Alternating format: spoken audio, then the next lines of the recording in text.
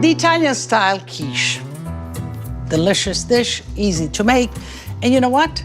We're doing my favorite thing. We're using all of those things that one would maybe even discard. The outer leaves of lettuce. Just shred it all, wash it well, shred it all. And this plus some eggs and all bread will be the stuffing. A little bit of oil, scallions.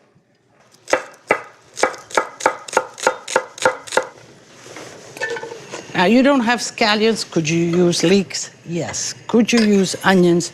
Yes. Could you use shallots? Absolutely. Thyme, the leaves of the thyme. Let me just chop them up a little bit.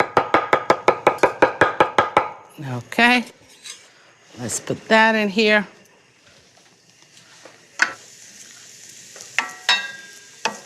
Put the greens right in here.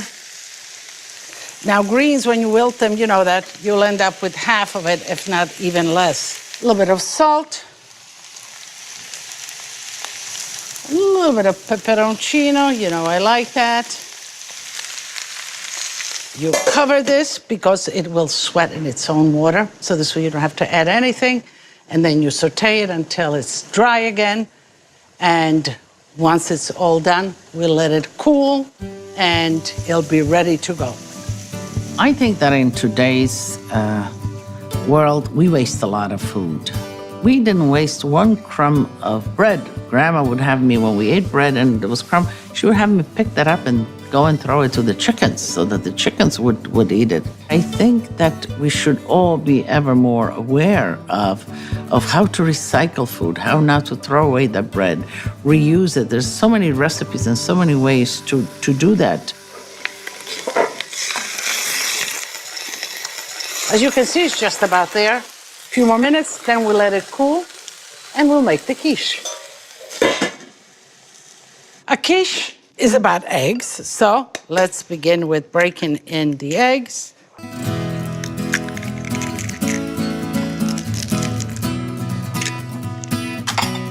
A pinch of salt in the eggs, some milk, a little bit of nutmeg. The nutmeg is very aromatic. It's a spice. And especially in quiches and stuffings, it's delicious. The Italians use it a lot. And a little bit will go a long way. So let's whisk this well. Okay. Here we have some day-old bread. Put it right in, let it soak. This is a day-old bread, so I'll take in the mixture with the crust. I lined the muffin pan.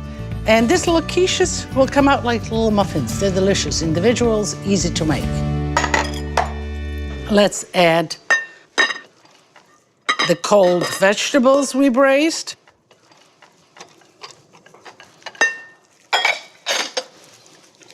Okay. Some cheese. Okay.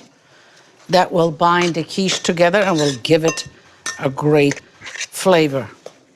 With the ladle, begin on one side, distribute that evenly so one is not fuller than the other.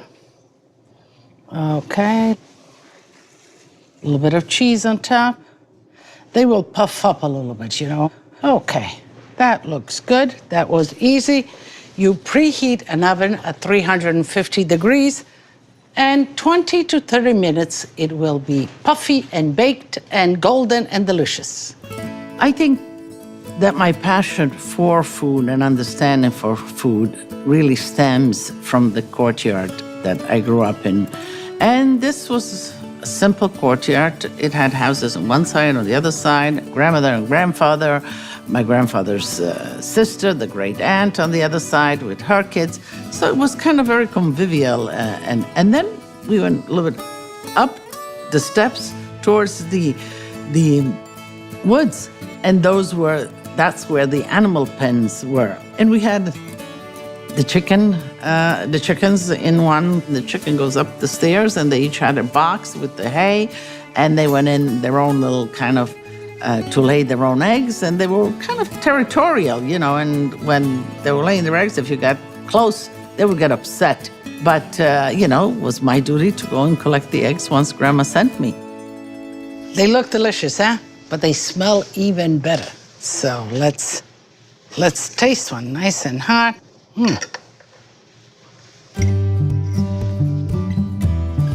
Delicioso. So let me cut a piece because I need to taste. Let's cut right into it. Let's cut the chase here.